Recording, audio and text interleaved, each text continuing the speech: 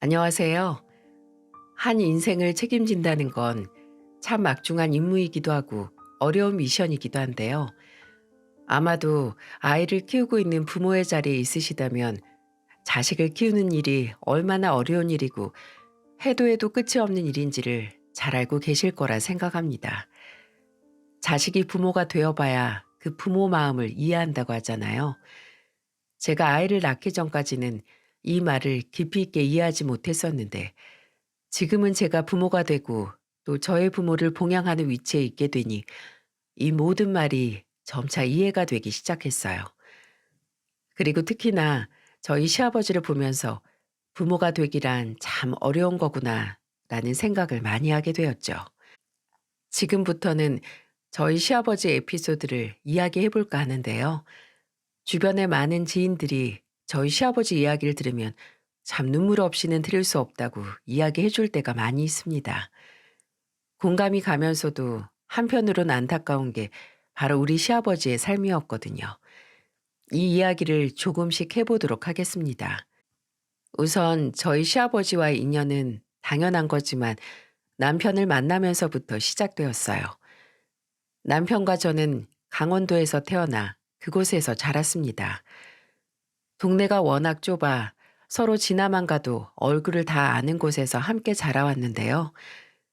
남편과 저는 서로 연애를 하기 전까지만 해도 그저 얼굴만 아는 동네 오빠 동생 사이였을 뿐 왕래가 그렇게 많은 편은 아니었습니다. 그냥 친구들 무리해서 놀다가 한 번씩 같이 놀면서 안면을 익힌 정도였고 그때마다 느낀 건 착하고 순둥이 같은 성격이 참 좋은 사람인 것 같다라는 것 뿐이었죠. 그러다가 우연히 동네 고향 친구가 결혼식을 하면서 뒤풀이에서 또 만나게 되었고 그때부터 점차 친해지면서 연인으로 발전해 결혼까지 하게 되었어요.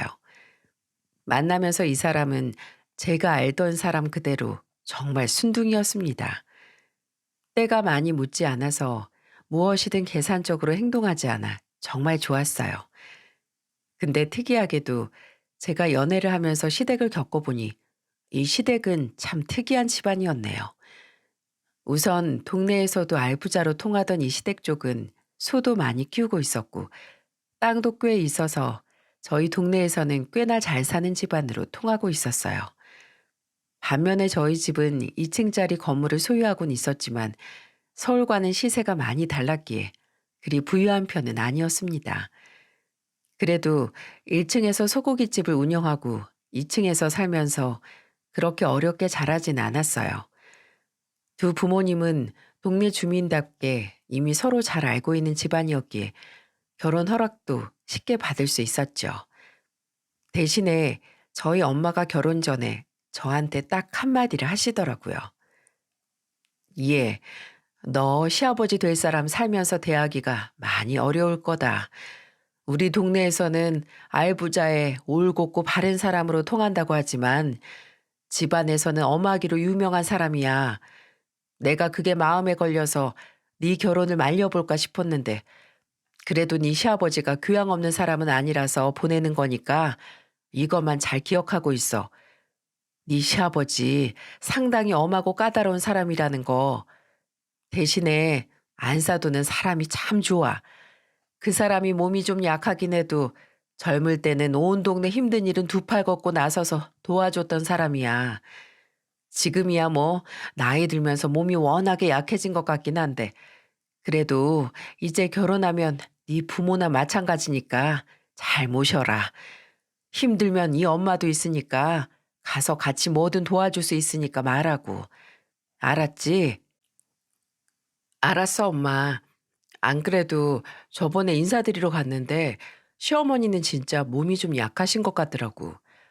지나다니면서 얼굴 뵐 때보다 살도 많이 빠지셔서 보기 안쓰러울 정도야. 시아버지는 인사드릴 땐 특별한 거 없었는데 살면서 뭐 겪어봐야지. 그래. 세상에 다 완벽한 사람 없고 지 성질머리 없는 사람 없다. 네 아빠도 봐라. 한 번 빈정상하면 얼마나 성질머리 고약해. 그러니까 나나 네 아빠를 본다고 생각하면서 시부모님한테도 잘해드려. 저희 엄마는 늘 어른 공경을 중요하게 생각하셨기 때문에 제가 시집갈 때도 시부모님께 잘하라는 이야기를 하셨어요. 대신에 시아버지가 많이 까다로운 사람이라는 것도 알려주셨죠. 근데 정말로 제가 겪어보니 시아버지는 많이 까다롭고 엄하신 분이셨어요. 저희 신혼집은 시댁과 친정 중간 거리쯤에 구해서 왔다 갔다 하고 있었는데요. 한 번씩 시댁에 가거나 동네에서도 길 가다 마주치면 저희 시아버지는 늘 무뚝뚝하게 저를 대하곤 하셨습니다. 제가 시댁에 가서 인사를 드리면 시부모님의 반응은 다르게 돌아왔죠. 어머님, 아버님, 저 왔어요. 그래. 우리 막내 왔니? 시아버지 방에 계신다. 인사드리렴. 아버님, 저 왔어요. 방에서 쉬고 계셨어요? 어, 난 쉴 테니 볼일 보고 가라. 시아버지는 이렇게 항상 무뚝뚝하게 반응을 보이셨고, 저는 올곧고 품행이 바른 아버님을 잘 알고 있었기 때문에 무뚝뚝해도 괜찮았어요. 이쯤에서 저희 시댁 이야기를 좀 더 구체적으로 해드리자면, 저희 시댁은 시부모님 두 분 다 살아계셨고, 남편의 형제는 남편까지 해서 총 4명이었습니다. 저희 남편이 막내로 있었고, 첫째 시숙과 둘째, 셋째는 딸로, 저에게는 큰 형님, 작은 형님으로 계셨어요. 이 넷은 자랄 때부터 시아버지께 정말 많이 혼나고 자랐다고 하더라고요. 남편이 연애 때는 이런 이야기를 별로 안 했었는데, 결혼하고 나서 제가 워낙 이 가족들이 특이하게 느껴지다 보니 도대체 어떻게 자랐길래 형제들이 하나같이 다 그러는지 물어봤었어요. 그래서 그때마다 이야기해 주어서 알게 되었죠. 아마 지금 제 이야기를 들으시는 분들은 도대체 어떻길래 물어본 걸까 싶으실 건데요. 제 이야기를 들으면 아마도 제가 이해가 되시지 않을까 싶어요. 우선 저희 시숙이랑 큰형님은 둘 다 출가해서 서울에서 지내고 있었고, 둘째 형님은 같은 강원도에서 한복집을 운영하고 있었는데, 이 세 명 다 누구 하나 정상적인 사람들이 없었습니다. 먼저 첫째 시숙은 망나니 중에서도 상망나니였죠. 한 번은 제가 친정에서 소고기 좋은 부위가 나왔다며 시댁에 가져다 드리라고 해서 들른 적이 있었어요. 근데 시댁 마당에서 이상한 소리가 들리는 거예요. 봤더니 시숙이 그 약한 몸을 하고 계신 시어머니를 붙들고 매달리고 있더라고요. 그러면서 시어머니에게 하는 말이 이랬습니다. 아, 엄마, 진짜 첫째 아들 이렇게까지 얘기하는데 그걸 못 들어줘? 딱 5천이면 된다니까. 딱 5천만 투자하면 대박 난다고. 아, 내가 혼자 살려고 이래? 이게 다 내 부인이랑 처자식 먹여 살리고 엄마 아빠 호강시켜 주려고 그러는 거 아니야. 그러니까 아빠 몰래 5천만 좀 줘보라고. 아이고, 정말 왜 이러냐. 없다니까. 돈은 죄다 아빠가 관리하는 거 알잖아. 엄마 힘들다, 힘들어. 아빠 오시기 전에 빨리 돌아가. 난 못 들은 걸로 할래. 아유, 좀 그만 붙잡고 엄마 숨차. 아, 진짜 욕 나오게 하네. 그러고도 내 부모라고 할 수 있어? 어? 당신이 내 부모라고 할 수 있냐고. 자식이 돈 좀 필요하다는데 그걸 못 해주냐고. 에이, 진짜. 아유.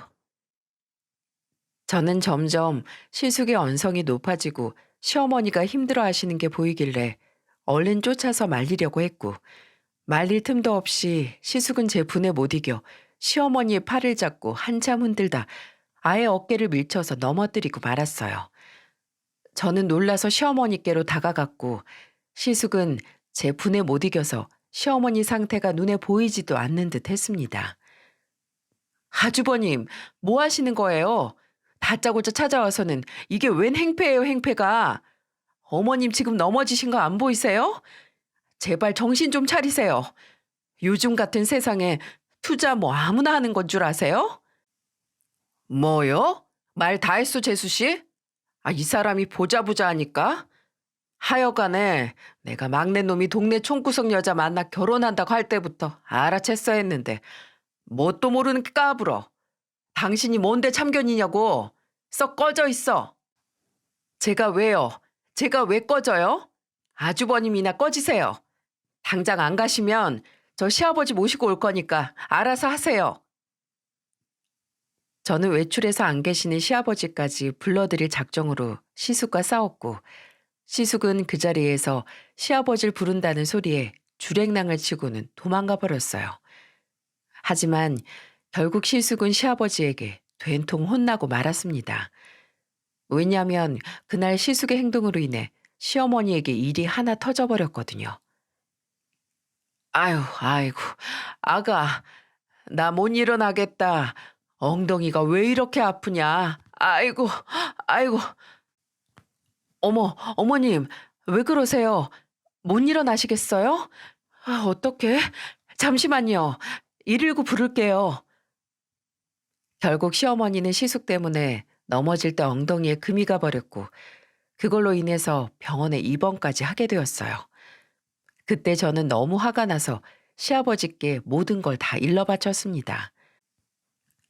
아버님, 어머님, 그냥 넘어지신 거 아니에요.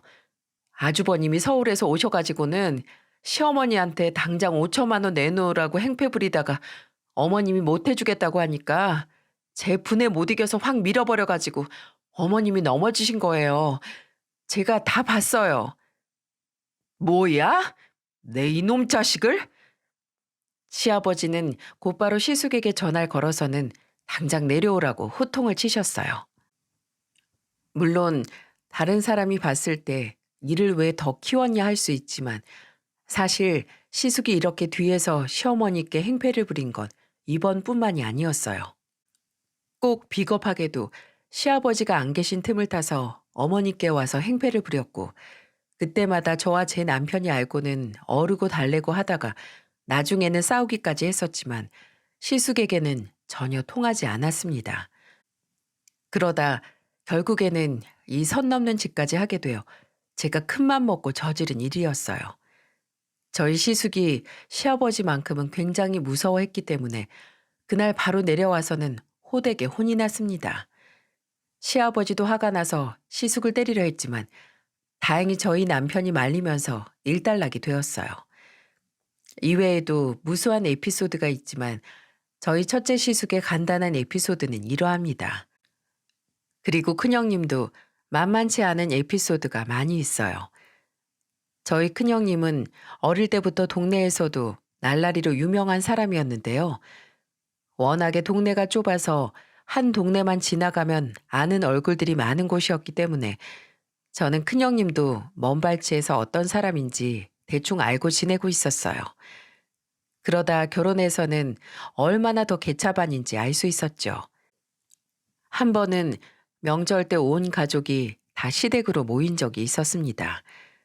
시아버지가 워낙 가부장적인 부분들이 있었기 때문에 명절이나 집안 행사가 있으면 항상 다 같이 모여서 식사라도 함께 하며 모임을 가졌었는데요.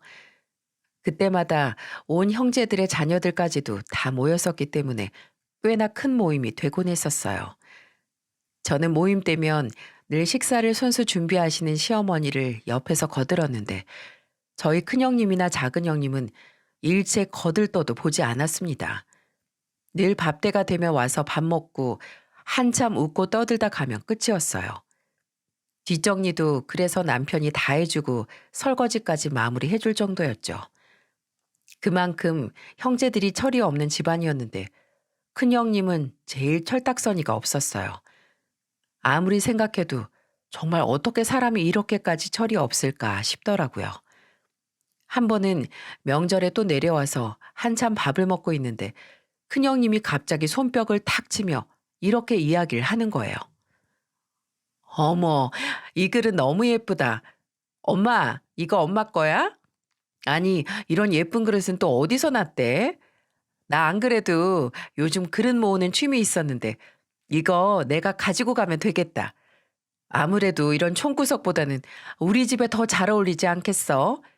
엄마, 나 이따가 집 갈 때 이것 좀 싸줘요. 가지고 가게. 큰형님이 말하는 그릇은 제가 시어머니 생신 때 기분 전환하시라고 선물해드린 그릇 세트였고, 그걸 아무렇지도 않게 달라고 하는 큰형님이 얄미웠습니다.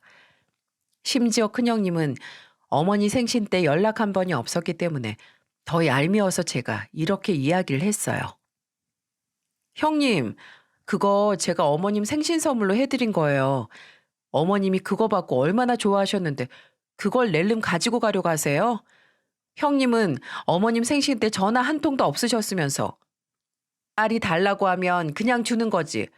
꼴 같지 않게 어디서 지금 그깟 선물 하나 해준 걸로 유세야, 유세가?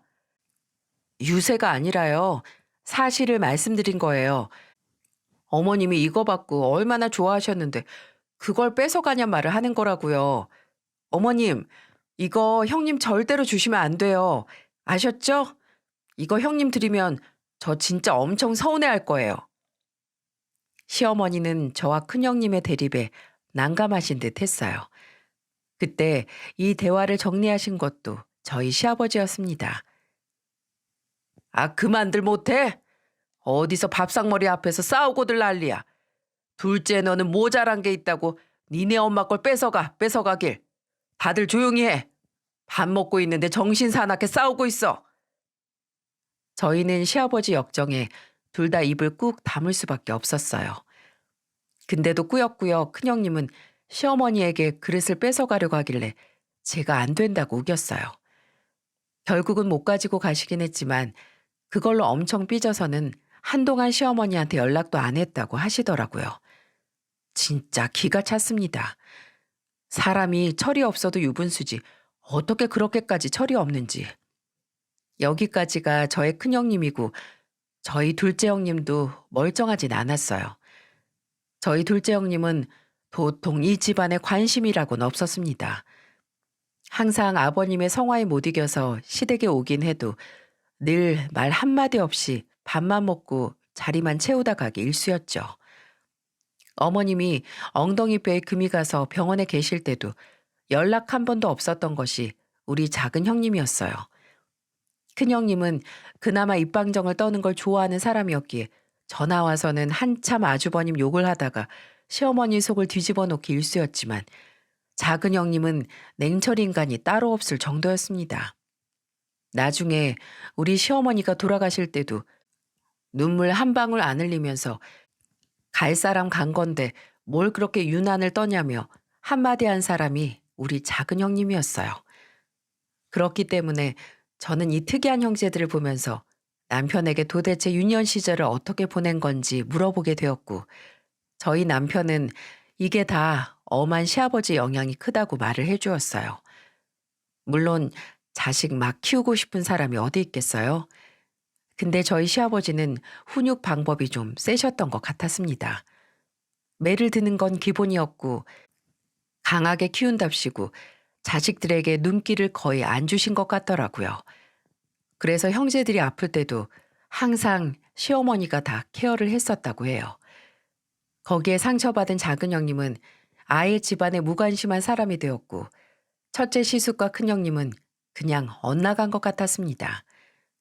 그나마 저희 남편은 위에 3명의 형 누나들 때문에 부모님이 얼마나 힘들어 하셨는지를 알고 있었기에 어긋나지 않고 잘 큰 케이스였고요. 그 이야기를 들으니 나머지 형제들이 이해가 가긴 하더라고요. 근데 또 시부모님도 생각을 해보면 제가 해보니 부모의 역할이 정답도 없고 쉽지도 않다는 걸 많이 느꼈기에 이들 모두 안타깝기까지 했었습니다. 하지만 이들의 골은 너무 많이 깊어져 있어서 제가 어떻게 할 수 있는 수준이 아니었어요. 결국에는 제가 결혼 생활하면서 시끄러운 일들은 빈번하게 일어났고 그러다 결정적인 일이 탁 터지고 말았어요. 바로 시어머니 암이었죠. 평소에 몸이 약했던 시어머니에게 결국 암이 생겨버렸고 암이 생긴 이후로 치료로 손을 써보기도 전에 돌아가셨어요. 저는 시어머니를 간호하며 항상 옆에 있어 보려고 했는데 그때도 제 남편 외에는 어느 자식도 하나 들여다보는 사람들이 없었습니다. 그때 저희 시아버지는 정말 많은 생각이 드는 것 같더라고요. 한 번은 저희 남편이 울면서 집에 들어오길래 물어봤어요. 여보, 왜 그래? 왜 울어? 무슨 일 있었어? 여보, 아빠가 너무 많이 약해지셨어. 엄마 아파서 오늘 내일 하는 거 보기도 힘든데 형이랑 누나들 중에 누구 하나 연락 와서 신경 쓰는 사람이 없다 보니까 마음이 많이 어려우신가 봐. 아까 병원에서 엄마 주무시는 거 보고 나오면서 집에 잠깐 들러서 아빠랑 밥이라도 같이 먹고 오려고 갔는데 울고 계시더라고. 나 보자마자 미안하다고. 본인이 정말 우리들을 잘못 키운 것 같다고 아이같이 우시는데 진짜 가슴이 미어지더라. 나 우리 아빠 불쌍해 죽겠어. 우리 아빠 우리한테 그렇게 잘못하시지도 않았어. 우리 4명 키운다고 열심히 속 키우고 일하시면서 남부럽지 않게 먹고 입게 하시고 결혼할 때도 부족한 것 없이 해주셨단 말이야. 근데 그런 아빠가 너무 약해지셨어. 어떡하지? 마음이 너무 아파. 어머님 아프시면서 본인 인생을 많이 돌아보셨나 보다. 우리도 자식 키워봐서 알잖아. 얼마나 어려워. 근데 아버님은 어머니까지 이렇게 되셨으니까 얼마나 더 느껴지시는 게 많겠어. 우리가 더 잘하자. 우리가 아버님께 더 잘하자, 여보.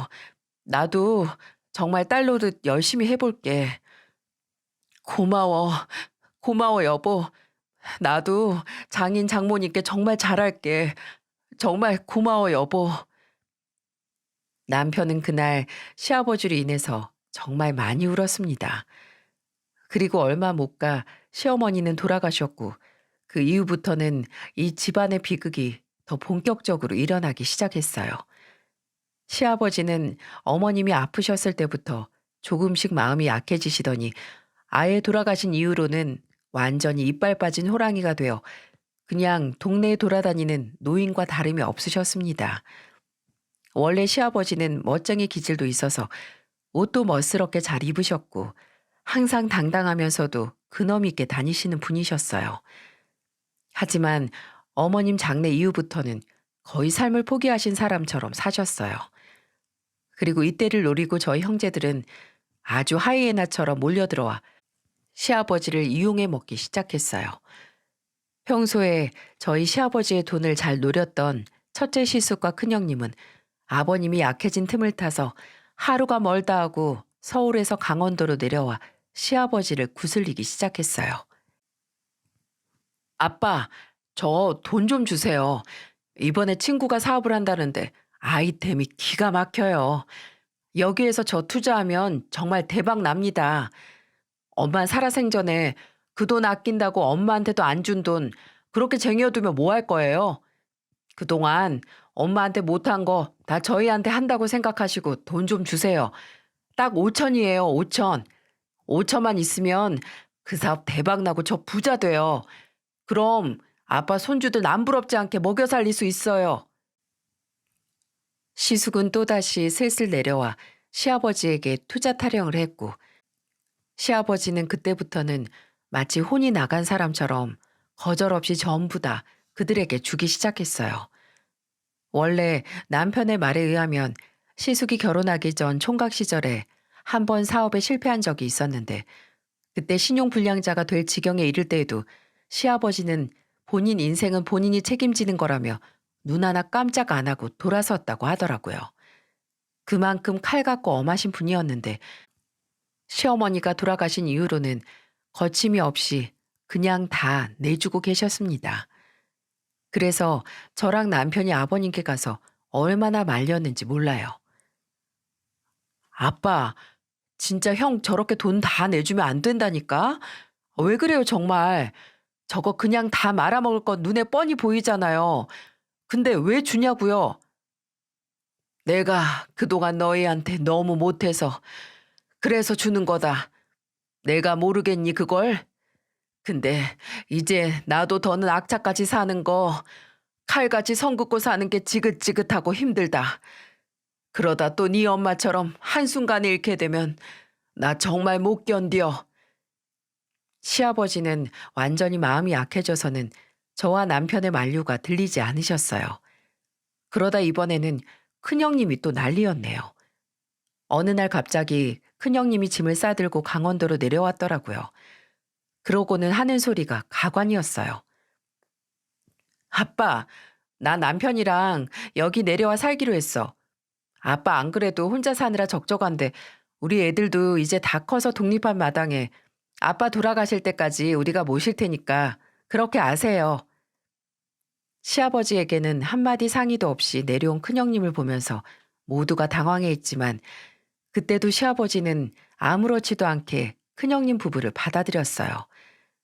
저희는 탐탁지 않긴 했지만 사실 저도 일을 하고 있었고 남편도 공무원으로 바쁘게 일을 하고 있었기 때문에 시아버지를 옆에서 모실 수가 없어 큰형님이라도 옆에 두자라는 판단으로 그렇게 하시라고 했습니다. 게다가 그쯤에는 시아버지가 점점 몸이 약해지고 있었기 때문에 더 걱정스러운 마음이 있어 오히려 일 없이 집에만 있는 큰형님이 집에 있는 게 안심이 되었어요. 하지만 오히려 그게 또 다른 비극을 몰고 올 줄은 꿈에도 몰랐습니다. 시아버지는 어머님이 돌아가시자마자 소들을 다 팔고 그 돈을 재산으로 모아두셨고 강원도 곳곳에 있는 건물과 땅도 여전히 잘 지키고 있었기에 알부자 타이틀은 그대로 가지고 있으셨죠. 하지만 그 타이틀은 큰형님으로 인해 완전히 뒤집어지고 말았습니다. 저희는 워낙에 아버님 재산에는 관심도 없었기 때문에 그 재산을 건들 생각도 안 하고 있었어요. 그저 건강하게만 사시면 좋을 것 같아서 매일같이 반찬도 넣어드리고 집안 청소도 가서 해드리곤 했었죠. 큰형님은 사실상 아버님 옆에 있기만 할 뿐이지 도대체 하는 일이 없었습니다. 집안 청소를 제대로 하는 것도 아니었고 아버님 끼니만 겨우 챙기고는 늘 아버님 돈으로 나가서 놀거나 여행 다니기에 바빴어요. 이것 때문에도 남편과 많이 싸웠지만 그때만 알겠다고 하고는 또다시 아버님 돈을 탱자탱자 써대기 일쑤였어요. 그러다가 일이 크게 한 방 터지고 말았습니다. 여느 때와 같이 반찬을 넣어드리러 가고 있는데 집안에서 큰 소리가 나고 있었어요. 시아버지는 옆에서 어쩔 줄을 몰라 하며 계셨고 시숙과 큰형님이 언성을 높이며 싸우고 있더라고요. 저와 남편은 무슨 일인가 봤는데 정말 그 대화를 들으며 어이가 없었어요. 심지어 남편은 너무 화가 나 온 집안을 다 뒤집어 엎을 정도였죠. 야, 이 양심도 없는 게 너 아빠한테 내려와서 아빠 돈 다 까먹고 살고 있으면서 어떻게 그 알짜배기 땅을 네 명의로 돌려? 게다가 너 저쪽 동네 아빠 건물 사놓은 거 팔아가지고 니네 첫째 집까지 해줬다며? 이 양심도 없는 거머리 같은 게? 그거 내가 아빠한테 말해서 조만간 네 명의로 가지고 오려고 얼마나 애쓰고 있었는데 그걸 네가 홀랑 가지고 가? 네가 노력이 부족했나 보지. 지는 아빠 평소에 거들떠도 안 보는 게 어디다 큰 소리야? 나는 매일 아빠 밥 해주고 재워주고 다 하는데 그 정도 받을 수 있는 거 아니야? 네가 하긴 뭐래. 맨날 아빠 돈으로 여행 다니고 명품이나 사면서 사치 부려대는 게. 아 됐고 아빠 당장 그 집 취소하고 놔줘요. 아니 그 건물은 내가 가지고 오고 싶다고 전에 얘기했었잖아요. 나 당장 이제 친구랑 사업 시작하는데 그 건물 꼭 필요하다고요. 야, 너야말로 아빠한테 지난번에 돈 가지고 간 거 아니야? 아빠 통장 내역 보니까 너한테 5천만 원 쓴 거 있더만. 너야말로 양심도 없다. 그놈의 투자 타령, 사업 타령 언제까지 할 거니? 그러니까 네가 실속이 없는 거야. 맨날 허튼데 돈 다 써버려서. 꼬시다 꼬셔. 아빠, 절대 이 자식한테 돈 주지 마요. 그 돈 놔줘요, 나. 내가 제대로 쓸 줄 아니까. 이게 어디 오빠한테 자꾸 너너거려? 둘의 언성이 높아지면 높아질수록 시아버지는 힘들어하시는 모습이 역력했고 남편은 이 대화를 듣자마자 온 집안을 다 해짓기 시작했어요. 야, 다 꺼져 이것들아. 니들이 어떻게 아빠한테 그딴 식으로 해. 당장 아빠도 물려내. 이 양심도 없는 것들. 남편은 온 집안의 물건을 다 때려 부수면서 난리가 났고 시아버지는 그때 온몸을 바들바들 떨면서 그만하라고 했어요. 막내야, 그만해라. 그만해. 내가 니들한테 줄 재산 미리 나눠준 것뿐이야. 그러니까 그만들 해라 제발. 이 애비가 미안하다. 이 애비가 못나서 그래. 차라리 나한테 욕을 해라, 나한테. 니들끼리 싸우지 말고. 저는 그런 시아버지가 안타까워서 붙들고 한참을 울었고 남편 역시 시아버지가 힘들어하시는 모습을 보고는 바로 진정을 했습니다.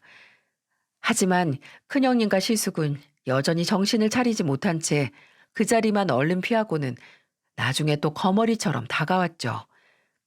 그 당시 시아버지가 워낙에 마음이 약해져 있는 상태라 또 다 내줄까봐 앞으로 남은 재산은 절대로 자식들한테 주지 말고 시아버지를 위해서 쓰라고 당부를 하고는 일을 마무리 지었어요.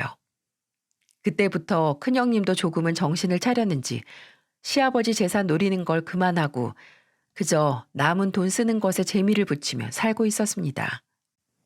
그마저도 남편이 못마땅해 큰형님 보고 서울로 그만 올라가라며 시아버지는 저희가 모시겠다고 했지만 큰 고모는 그때마다 본인이 알아서 잘 모셔보겠다고 했어요. 믿음이 가진 않았지만 아무래도 현실적으로 일을 하고 있는 저희가 시아버지를 모시기엔 무리가 있어 어쩔 수 없이 맡기고 있었습니다.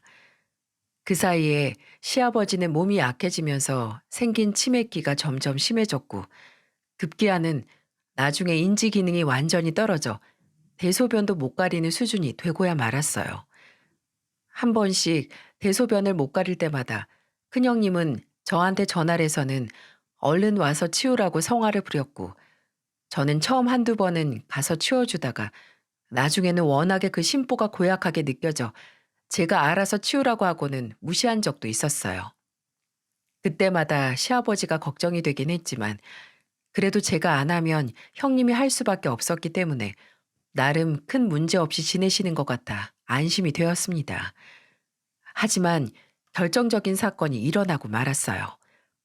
한창 일을 하고 있어야 할 남편이 갑자기 온몸이 엉망이 되어 있는 시아버지와 함께 제가 일하는 친정아빠 식당으로 왔고 남편은 시아버지만 저한테 맡긴 채로 어딘가로 향했습니다. 알고 봤더니 남편은 그 길로 시댁으로 갔고 그 마당에서 파티를 하고 있는 큰형님 부부와 함께하는 지인들에게로 가서 행패를 막 부려댔더라고요. 나중에 남편이 이야기를 해주는데 듣는 내내 기가 차서 가슴을 쳐야 했습니다. 남편이 오후 시간에 한창 일을 하고 있는데 남편과 시댁을 잘 알고 있는 동네 어르신이 남편에게 전화를 했고 저희 아버님이 완전히 행색이 우습게 된 채로 밖을 활보하고 있다는 이야기를 전했다고 하더라고요. 그 길로 남편은 아버님의 치매기가 심해진 이후에 혹시 몰라 설치해 놓은 집 CCTV를 틀어봤고 거기에서 아버님이 형님과 지인들이 모여있는 밖으로 나와 그들이 보는 앞에서 대변을 보려고 하는 걸 보고는 형님이 더럽다며 아버님의 등짝을 후려치고는 밖으로 쫓아냈고 아직 노인네에게는 쌀쌀한 봄바람인데도 불구하고 얇은 네이만 입히고는 쫓아내버린 걸 남편이 모두 다 확인을 하고는 화가 나서 행패를 부린 거였어요. 저희는 CCTV 소리까지 다 들리도록 해놨었기 때문에 이후의 영상을 제가 확인하면서 보니 남편이 정말 무섭게 했더라고요. 이 짐승만도 못한 새끼들아. 당장 나가. 나가라고. 삭 가지고 와서 싹 다 쓸어버리기 전에 우리 집에서 꺼져. 남편은 곡괭이까지 들고 와서는 행패를 부렸고 마당에 있던 사람들은 형님 부부나 지인들이나 할 것 없이 다 도망가고 말았어요. 그 이후에도 형님 부부를 저희는 완전히 내쫓았고 형님 부부도 더 이상 아버님 모시는 것도 힘들고 더 빼먹을 것도 없다고 느꼈는지 바로 서울로 올라가 버리더라고요. 어찌나 기가 막힌 사건인지 저희는 그날로부터 저희가 시댁으로 들어가서 아버님을 모시기 시작했어요. 아버님은 저희가 오니 안정을 많이 되찾으셨어요. 원래는 요양병원으로 보낼까도 싶었지만 그건 자식으로서 효도하는 것 같지도 않고 또 치매가 너무 심하면 받아주는 요양병원도 없었기 때문에 저희가 모시기로 했어요. 근데 시아버지는 놀랍게도 저희랑 같이 살자마자 안정을 찾으시더니 양반처럼 확 바뀌시더라고요. 화장실도 잘 가리시고 한 번씩 확 올라올 때가 있긴 해도 성질도 나쁘지 않게 잘 지내셨고요. 그걸 보면서 진작에 저희가 모실 걸 싶던 거 있죠. 하지만 아버님은 점점 건강이 약해지고 있으셨는데 어느 날 남편의 고모에게서 연락이 왔어요. 아버님의 형제들은 외국에서 살거나 먼 지역으로 이사 가서 산 형제들이 많이 있었는데 그나마 가깝게 지내던 아버님의 여동생에게서 아버님이 잘 지내시냐며 남편에게 연락이 왔고 건강이 많이 안 좋아지셨다는 소리에 바로 내려오셨더라고요. 시고모님은 아버님을 보자마자 엉엉 우셨어요. 오빠, 이게 무슨 일이야? 그 건강하고 멋진 오빠가 왜 이렇게 노인이 다 됐어? 얼마나 든든한 오빠였는데 내가 진작 못 와봐서 미안해. 세연이 그렇게 가고 내가 오빠를 챙겼어야 했는데 동생이 잘못했네. 이 동생이 잘못했어. 미안해, 오빠. 시고모님은 한참을 아버님을 붙들고 우셨고 아버님은 그 당시에 이미 거의 인지 능력이 떨어져 있으셨기 때문에 고모님을 보고도 감정 없이 쳐다만 보고 있으셨어요. 그때부터는 시고모님이 수시로 내려와 시아버님을 같이 돌봐드리고 있었어요. 알고 봤더니 저희 아버님이 돈을 악착같이 벌어서 모았던 이유가 시고모님이 어릴 때 부모님이 돌아가셔서 막내였던 시고모님을 경제적으로 키우고 돕기 위한 이유도 있었더라고요. 그러니 고모님은 더 아버님께 애틋하게 잘할 수밖에 없었어요. 그렇게 또 좋은 조력자를 만나서 저희 시아버지는 몸은 약해지셨어도 정신적으로는 안정을 취해가고 있었고 저희도 꾸준히 하던 일을 하면서 평화로운 일상을 보내는 듯 했어요. 그러다가 이번에는 저한테 끔찍한 일이 터지고 말았어요. 주말을 이용해서 애들과 함께 시아버님을 모시고 저희 부부는 나들이를 떠나 있었어요. 근데 갑자기 아빠에게서 청천벽력과 같은 소식이 들려왔죠. 지선아, 너 얼른 여기 좀 와봐야겠다. 얼른 와봐야겠어. 네 엄마가 큰일 났다, 큰일 났어. 나 이제 어떡하냐. 나 이제 네 엄마한테 미안해서 어떡해. 저는 아빠의 울먹이는 목소리를 들으며 그 자리에서 아빠가 부른 곳으로 갔고 그곳은 다름 아닌 병원이었어요. 병원으로 가니 우리는 누구인지도 알아볼 수 없게 전신에 화상을 입은 엄마를 볼 수 있었고 저는 그 자리에서 쓰러지고 말았어요. 나중에 깨어나서 남편이 말해주길 친정아빠가 약속이 있어 밖에 있는 사이에 1층 가게에서부터 불이 났고 2층 집에 머물러 있었던 엄마는 잠을 자다가 불이 난지도 몰랐기 때문에 그대로 불길을 맞게 되었어요. 주변 신고로 나름 빠르게 진압을 하긴 했지만 온 전신에 화상을 입은 엄마를 되돌릴 수는 없었습니다. 결국 건물은 다 타버렸고 엄마는 크게 다치게 되어 병원 신세를 져야만 했어요. 그때부터는 저에게는 정말 지옥의 시작이었어요. 엄마의 병원비도 문제였고 가게를 복구하는 비용도 만만치가 않았거든요. 정말 어떻게 해야 하나 매일을 남편 앞에서 막막하며 울기만 했죠. 엄마가 아프신 것도 보기 힘들었고 아빠가 엄마와 가게 때문에 힘들어 하시는 것도 보기가 참 힘들었어요. 그리고 현실도 만만치 않았습니다. 우선 부모님이 그동안 모은 돈과 저희 부부가 모은 돈으로 엄마 치료비 일부는 해결할 수 있었지만 그 이후 건물을 복구하는 비용이 정말 막막했죠. 그때 저에게 구원의 손길이 하나 다가왔고 저는 그 손을 붙들고는 한참을 울어야 했습니다. 어느 날 저희 사정을 다 듣고서 알고 있는 시고모님이 내려와서는 저와 남편을 부르더라고요. 그리고는 그 뒤를 이어서 한 행동에 저희는 놀라서 까무러칠 뻔했습니다. 조카 며느리야, 요즘 상황이 말이 아니지. 얼마나 속이 썩겠니. 그래서 말인데 이거 받아라. 네 시아버지랑은 내가 원래 나중에 너네한테 주기로 약속했던 건데 지금 줘야 할 것 같아서 이거 네 시아버지 마지막 재산이다. 남은 자식들이 다 빼돌려서 가지고 갈 때 이거 하나만큼은 막내 줘야 한다면서 학자까지 가지고 있었나 보더라고. 저번에 너희 일 나가고 나랑만 같이 있을 때 정신이 잠깐 돌아와서는 이걸 나한테 맡겼어. 자기 잘못되면 그때 너네한테 이걸 주라고. 안 그러면 받을 애들도 아니라고. 이걸로 가지고 가서 사돈 치료해드리고 가게도 얼른 고쳐. 이거 내가 주는 거 아니고 네 시아버지가 주는 거다. 아니, 이걸 언제, 이런 걸 대체 언제 가지고 있으셨던 거예요? 니네 시아버지가 생각보다 돈이 더 많어. 그리고 그렇게 멍청한 사람도 아니고. 너네 다른 형제들한테는 다 주는 척했지만 그래도 너네 몫은 꼭 남겨놔야 한다면서 이거 악착같이 손에 쥐고 있었나 보더라. 그러니까 정말 소중하게 생각하고 꼭 필요한 곳에 써. 그리고 첫째랑 둘째 하면 또 언제 달려들지 모르니까 조용히 하고. 감사합니다. 정말 감사해요, 고모님. 저희 이거 정말 필요했어요. 엄마 치료비도 부족했고 아빠 가게도 살릴 방법이 없었는데 정말 감사합니다. 아유, 이런 애들이 복을 받아야 하는데 왜 이런 일이 일어난 거야 대체. 그만 울고 이걸로 다 해결해라. 싹 다 해결해.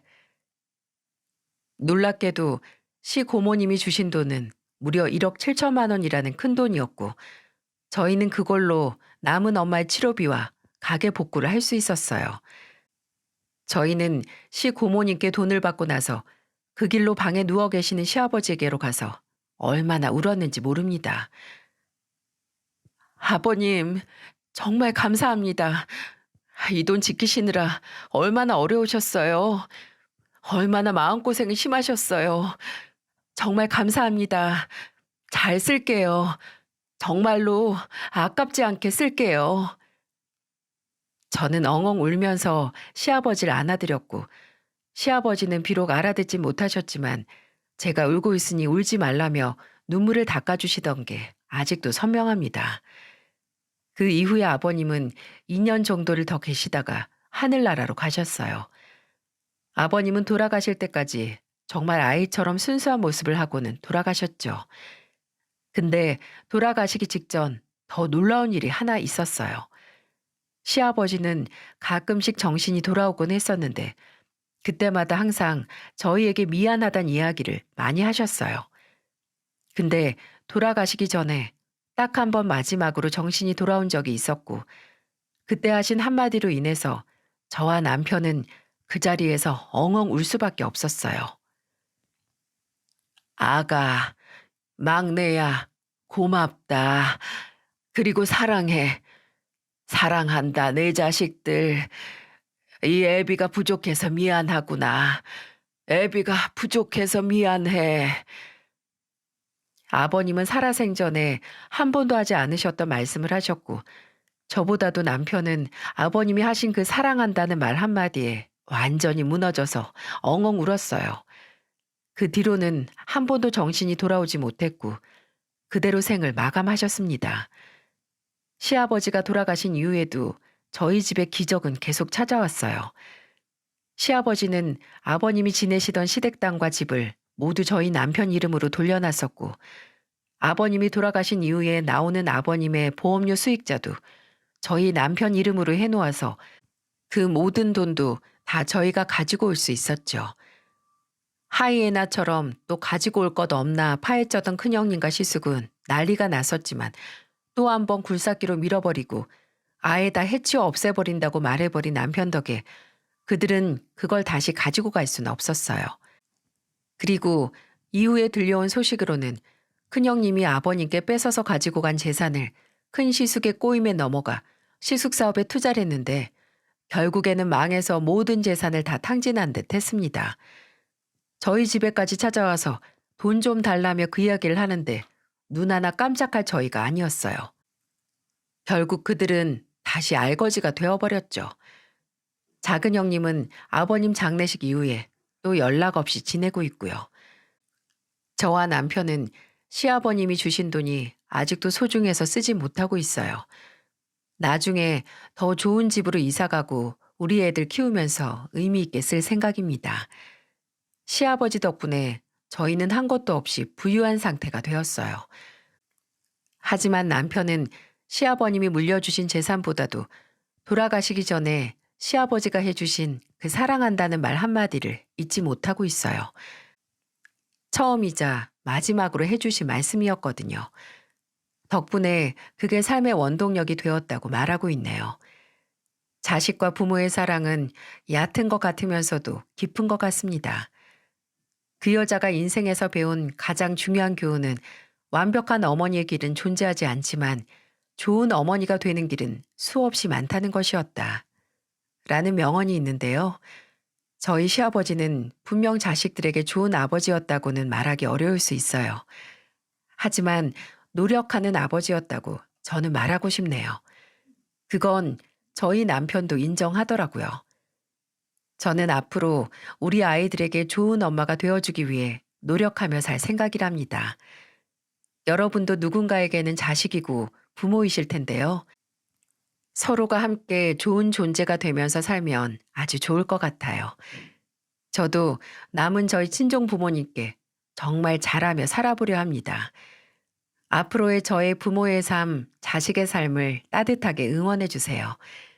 긴 사연 함께 들어주셔서 감사합니다.